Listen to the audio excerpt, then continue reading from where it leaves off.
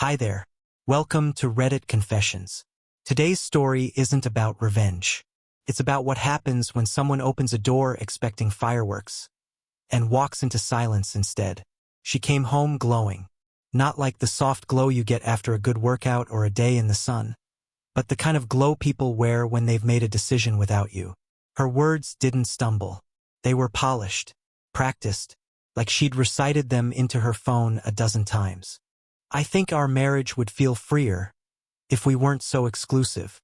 No build-up, no guilt, just a perfectly wrapped bomb tossed in my lap with a casual smile.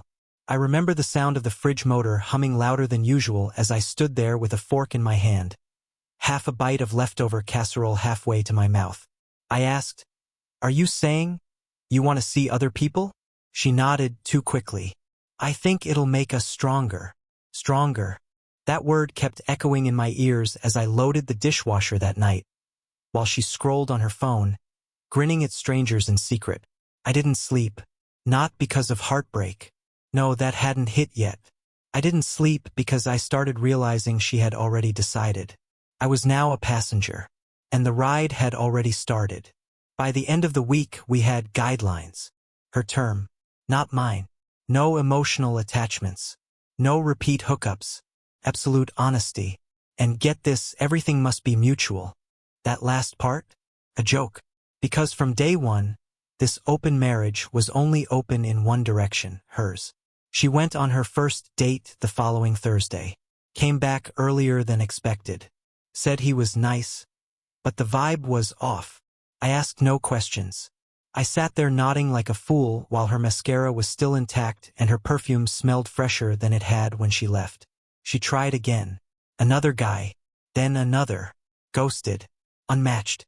Rejected. One told her she talked like a mom. Another said he wasn't into commitment energy. She was crushed. And you know what she said to me? "I thought this would be easier. I thought I'd be wanted." I wish I could say I felt nothing, that I stood there like a stone.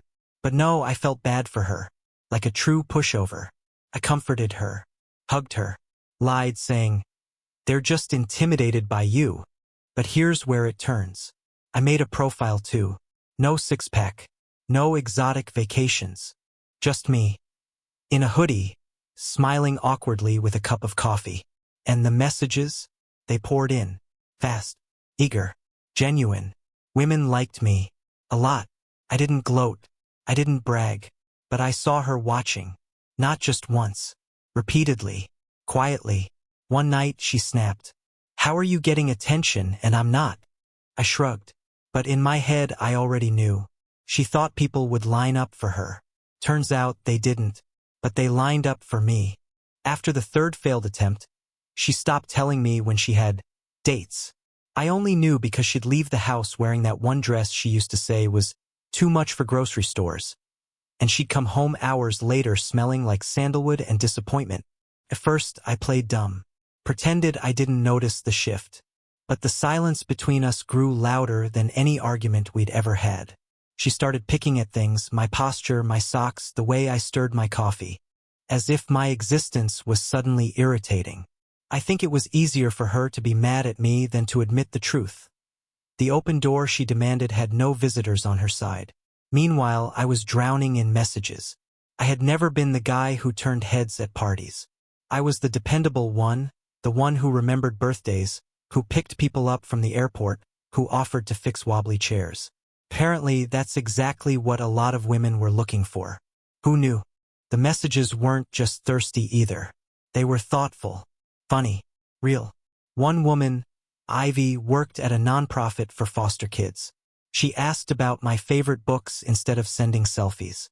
Another, Cassandra, told me she'd recognized me from high school and always thought I was underappreciated. That one hit like a truck. I still hadn't met up with anyone. Not yet. I told myself it would hurt Lydia. I told myself I still loved her and that maybe, just maybe, she'd snap out of whatever this was. But one evening, everything shifted. It was raining. The kind of slow, steady drizzle that taps against the window like a quiet warning. Lydia was sitting at the kitchen island, wine glass in hand, scrolling through her phone with an expression that flickered between frustration and denial. She looked up at me and asked bluntly, "Are you seeing anyone?" I paused. Not because I had something to hide, but because I could feel her bracing for a reality she never prepared for. "I haven't gone out yet," I said honestly. "But I've talked to people." Her jaw clenched. "How many?" I didn't want to say it, but I wasn't going to lie. "A lot." She stared at me like I had betrayed some secret code in her fantasy, as if she was supposed to be the one exploring, and I was supposed to be the understanding, invisible husband in the background. "I thought you weren't the type," she said coldly. I shrugged. "Neither did I." She didn't respond. She just stood up, grabbed her glass, and went to the bedroom, closed the door softly. That was somehow worse than a slam. That night I couldn't sleep, not because of guilt but because something had cracked. I realized that what we had wasn't marriage anymore. It was an experiment she launched expecting to be the star. But I was the one everyone wanted to cast. And the truth? I wasn't even trying. She stopped touching me. I didn't notice at first. When someone begins to disappear slowly, it's not like a door slamming shut. It's like watching paint peel off a wall you once loved. Gradual, quiet, cruel. For weeks, she drifted through our home like a guest who'd overstayed her welcome. The woman who once used to fall asleep on my chest while binge-watching crime shows now slept with her back turned, a foot of blanket between us, like it was a buffer zone. I used to reach for her in the dark. Then I stopped, because you can only reach for someone so many times before you start to feel stupid doing it. She didn't ask me about the messages anymore, but she knew. I left my phone face up, not as a power play. I just didn't care to hide anything. Unlike her, who guarded hers like a security badge. And maybe that's when it happened. Maybe that's when I stopped waiting for her to come back. It was a Wednesday night. I remember because I always hated Wednesdays. Middle of the week. Nothing exciting. But that night, I had a conversation with someone that changed everything. Her name was Rowan. We'd been messaging on and off for 2 weeks. She wasn't flashy. No filters. She looked like someone you'd trust with your spare house key. She asked if I wanted to grab a drink. Said she knew a place that played old vinyl records and served cinnamon-spiced cocktails. I stared at the message for a long time. My thumb hovered over the keyboard like I was about to defuse a bomb. And then I said yes. I didn't tell Lydia. Not because I was hiding it, but because I knew she wouldn't care. Or at least she'd pretend she didn't. She'd set the rules. I was just following them now. The bar was dim, cozy. Rowan wore a navy sweater and boots with worn soles. She smiled the moment she saw me like she'd been waiting years. Not minutes. We talked about little things, bad movies, coffee rituals, how we both hated loud restaurants. And for the first time in months, I laughed. I didn't force it. It wasn't polite. It was real. Something inside me exhaled for the first time in ages. There was no kiss. No hotel room. Nothing physical. Just two people sitting across from each other, seeing and being seen. It was grounding. When I came home that night, Lydia was in the kitchen. She had a glass of wine, same routine as always. She didn't ask where I'd been. I didn't offer it. But she studied me like she was reading a label on something she wasn't sure she wanted to buy anymore. "You're glowing," she muttered without looking me in the eye. I poured water, leaned against the counter, and just replied, "It was a good night." The silence after that was heavy, tense. She opened her mouth once like she wanted to say something, but then thought better of it. The next morning, she made me coffee. That used to be normal. But lately, that hadn't happened in months. She placed the mug down in front of me with the tiniest tremble in her hand. "I forgot how you like it," she said softly. I wanted to say, "You stopped caring," but I just smiled. "You got it right." That day, I realized something she never expected. She opened the door, but I was the one who stepped through. 3 days after my night out with Rowan, I noticed Lydia wearing lipstick again. Not the nude tones she'd defaulted to lately, the real stuff. Crimson, bold. The kind she used to wear when she wanted the room to notice her. It felt out of place, like a party balloon floating in an empty funeral hall. I didn't say anything. Just watched her tap her finger along the rim of her wine glass while pretending she wasn't checking the time every 5 minutes. She didn't tell me where she was going. I didn't ask. She left the house in a black dress she hadn't worn since our anniversary 2 years ago. The one I once said made her look dangerous in the best way. I remember that night clearly because it was the last time she looked at me like I was the only man in the world. She didn't come back until after midnight. Her heels were in her hand, her eyeliner was smudged, and she smelled like someone else's cologne. I was still awake, sitting in the living room with the TV on mute, just watching an infomercial for knives I'd never buy. When she walked in, she froze. Not because she was guilty, but because I wasn't supposed to be awake. Or maybe because I looked different now, detached. Rough night. I asked, not sarcastic, just tired. She didn't answer right away. Just stood there like she was calculating her next move. He talked about himself the whole time, she said, forcing a chuckle. And he paid in cash. Who does that anymore? I shrugged. Maybe he didn't want a paper trail. She flinched at that, even though I said it with a flat tone, no venom. She walked past me and into the bedroom, and I heard the shower turn on not long after. I wondered if she was trying to wash off the night or just silence the guilt rattling around in her bones. The next morning, she tried to act normal. She made pancakes, told me about a book she was reading, laughed a little too hard when I said something mildly funny. But the sparkle was gone. Something inside her had cracked. And the worst part? I didn't care enough to ask if she was okay. I started seeing Rowan more often. Just casual things. Coffee. Walks. We hadn't even kissed yet. But there was something about her that made me feel. Noticed. She remembered small details about me. Asked how my day was before telling me about hers. It was the kind of attention I didn't realize I was starving for until I had it again. One night, I came home and Lydia was in the kitchen again. That had become her stage lately, as if she hoped domestic rituals would sew us back together. She was already a glass deep into wine, and I could see from the way her foot tapped restlessly against the floor that she had something to say. "I think we should close it," she blurted. "The marriage. The experiment." I blinked. "Because?" She swallowed. Her voice cracked. "Because it's not working. It's hurting us." I looked at her, not with anger, but with the kind of exhaustion that builds up when you've cried all your tears in secret long before anyone notices you were bleeding. "No," I said. "It's hurting you. Let's be honest, Lydia, you thought you'd be chaste. You thought they'd line up for you. But they didn't. And now that you see I'm not invisible, you want it to stop." She went quiet. Her shoulders slumped. That confident, wide-eyed woman who once pitched the open marriage idea like a TED Talk was gone. In her place was someone trying to rewind time. But the thing about time, it never asks for permission before moving forward. "I didn't think it would turn out like this," she whispered. "Neither did I. But the truth is, she opened Pandora's box. And I was the only thing inside that someone else actually wanted. She used to say she liked that I was stable, that I was the safe place in a world full of chaos. I remember those exact words, said on a rainy drive back from a cabin getaway early in our marriage. She had her feet on the dash, hair in a bun, window slightly cracked despite the cold. She looked over at me and smiled like I was her anchor. Now, she couldn't even look me in the eye without flinching. After her failed dates, after watching me become the one who actually had options, Lydia began morphing into a version of herself I didn't recognize, and I'm not sure she did either. She suddenly started waking up earlier, making us smoothies, folding my laundry without being asked, complimenting my shirts like she was trying to rewind the clock using chores and small talk. But none of it felt sincere, felt like strategy.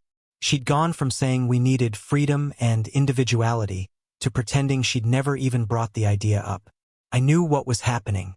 She was trying to patch the boat after realizing she drilled the holes in it herself. The only problem? I had already learned how to swim. I kept seeing Rowan. Not secretly, just quietly. Lydia never asked again, which only made the silence between us stretch further. There were no accusations, no tears, no screams. Just a growing chasm of tension.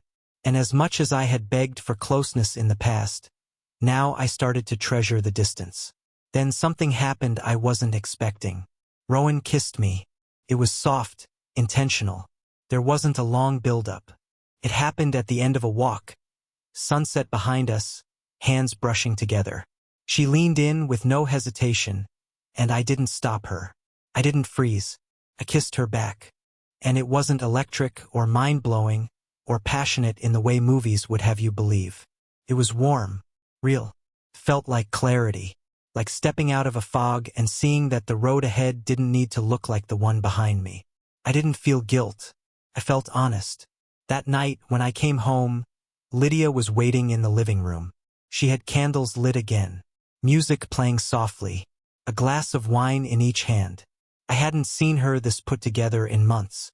Her eyes sparkled, but not with joy, with desperation. "I miss us," she said quietly. I didn't sit down. "I made a mistake," she continued, voice shaking. I thought I needed more, but all it did was show me what I was about to lose. I exhaled, not out of anger, but because I had rehearsed this moment 100 times in my head and none of the versions felt as hollow as the real thing did now. "You didn't think," I replied. "You decided. You launched something and assumed I'd stay small, stay still, stay waiting." She looked like she wanted to cry but wasn't sure it would change anything. "I want to try again. Really try. Just us," she whispered. But here's the truth I had finally accepted. I wasn't hers anymore. Not because of Rowan. Not even because of the kiss. But because I had finally realized how little I'd meant when she felt like she had better options. And now that she had none, she wanted to try. No apology. No reckoning. Just a backpedal because the grass on the other side wasn't greener. It was plastic.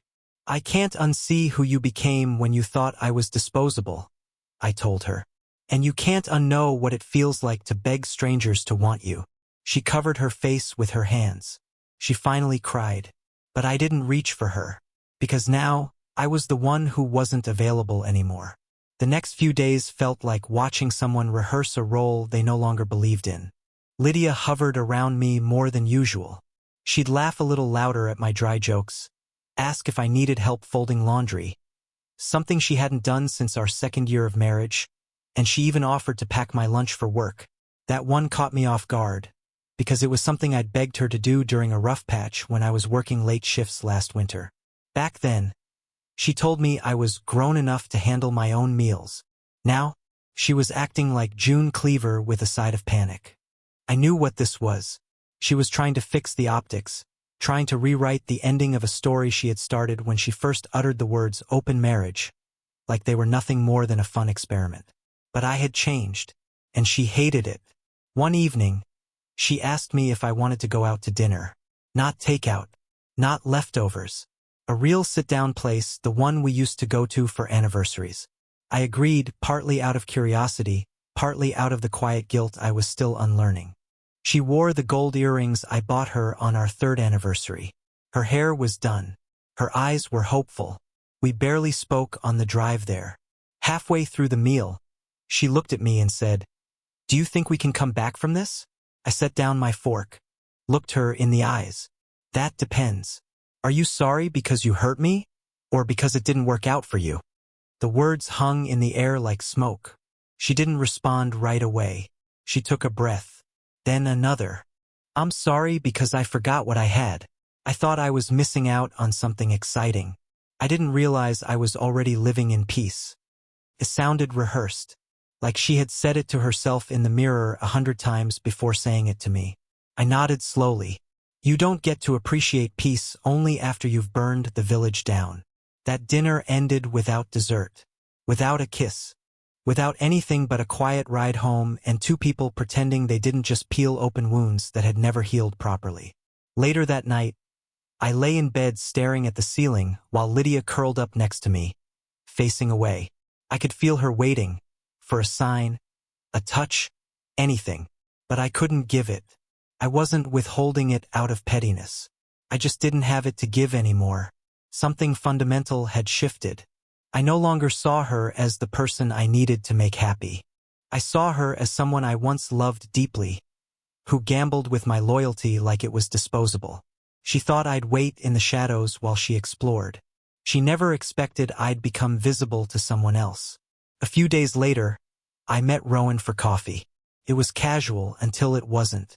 We sat across from each other in a small cafe where the lights were too yellow and the music was too indie, and I told her everything.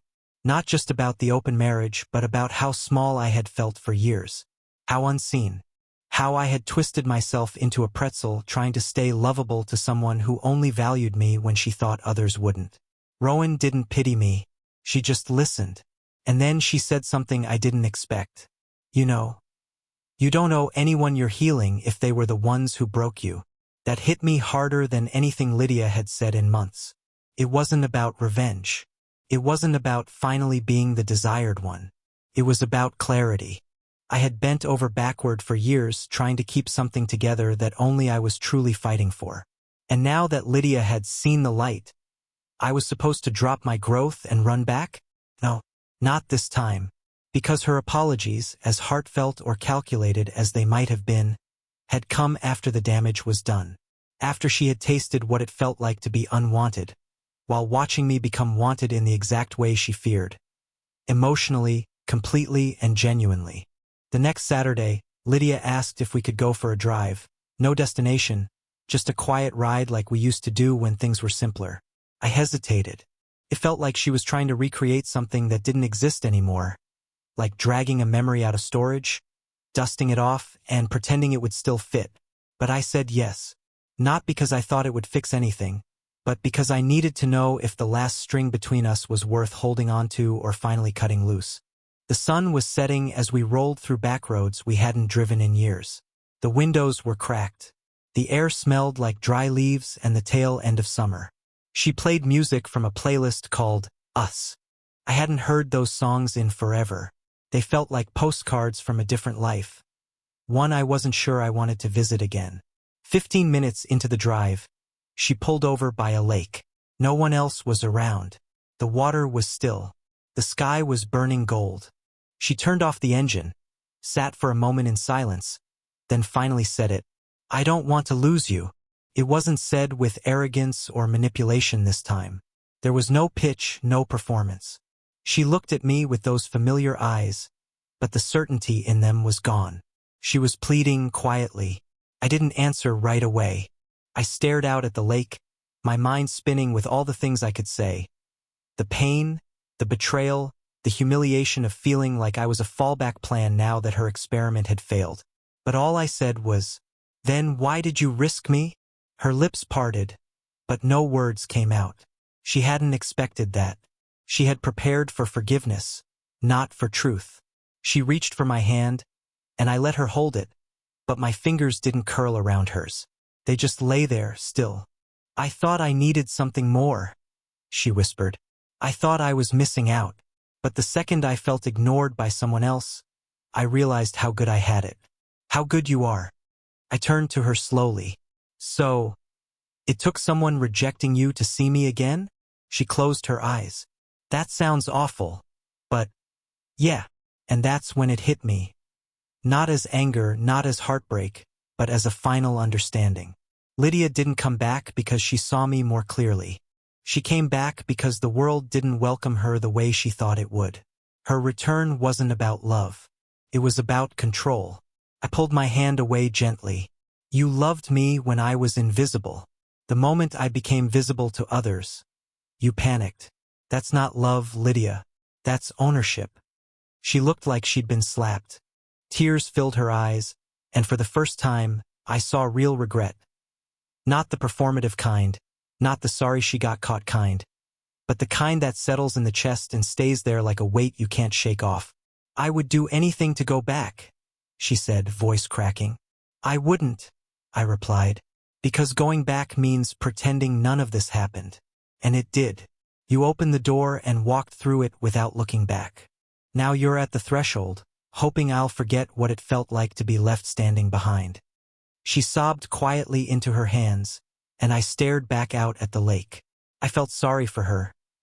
Not out of love, but because she had to learn this the hard way.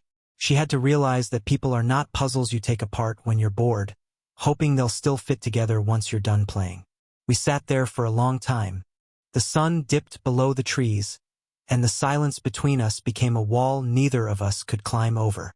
When we got back home, she didn't follow me inside right away. She sat in the car with her head against the steering wheel, like she was trying to reverse the engine of time with her tears. I went inside, closed the door, and didn't wait for her. Because some doors, once opened, don't close the same way again. And some people, once pushed too far, don't return, even if they still remember the way back. Lydia didn't say much after that night. The woman who once filled every silence with plans, questions, jokes, even criticisms, became quiet in a way that no longer demanded a response. She stopped playing the playlists, stopped hovering around the kitchen in an apron she never used to wear. The panic was gone. In its place, resignation. But something else had changed too. Me. For the first time in a long time, I wasn't waking up trying to make someone love me harder. I wasn't walking on eggshells, wondering if I was enough. I wasn't asking for attention like it was a favor. And I wasn't stuck hoping that Lydia would magically become the woman she used to be. Instead, I was relearning how to live for myself. I saw Rowan again, then again, and again. There was no pressure, no pretending, just presence. She asked me questions no one had asked in years, about my childhood, my regrets, my favorite things I'd never told anyone because I thought they were boring. She made me feel seen not because I had changed into someone new, but because she noticed the parts that had always been there and never asked me to dim them down. Eventually, I moved out, not in anger, not as a dramatic exit, just quietly, peacefully. I left Lydia with more than I took, because I didn't need revenge. I didn't need her to suffer. She'd already seen what it felt like to lose someone slowly and painfully. Not because he stopped loving her, but because he started loving himself. Months passed. Seasons changed. I started hiking again, got a dog, started sleeping through the night without staring at ceilings and questioning my worth. And one afternoon, I realized I hadn't thought about her in a whole week. That was the moment I knew I had healed. The last message I ever got from Lydia was short. Thank you for loving me when I didn't deserve it. I hope you're happy. I never replied, because I was. And sometimes the best kind of closure doesn't come from a dramatic ending. Comes from peace, from realizing you're no longer carrying weight that doesn't belong to you, from walking away not to hurt someone, but to protect yourself. Thank you for watching this story on Reddit Confessions. If you've ever been in a situation where someone only valued you when others started to notice you, what did you do? We'd love to hear your experiences in the comments. Was there a moment in this story that reminded you of your own? Did you ever give someone a second chance, and was it worth it? Let us know below. And if you enjoyed this story, don't forget to like, subscribe, and hit the bell so you never miss another real, raw, emotional confession from Reddit Confessions.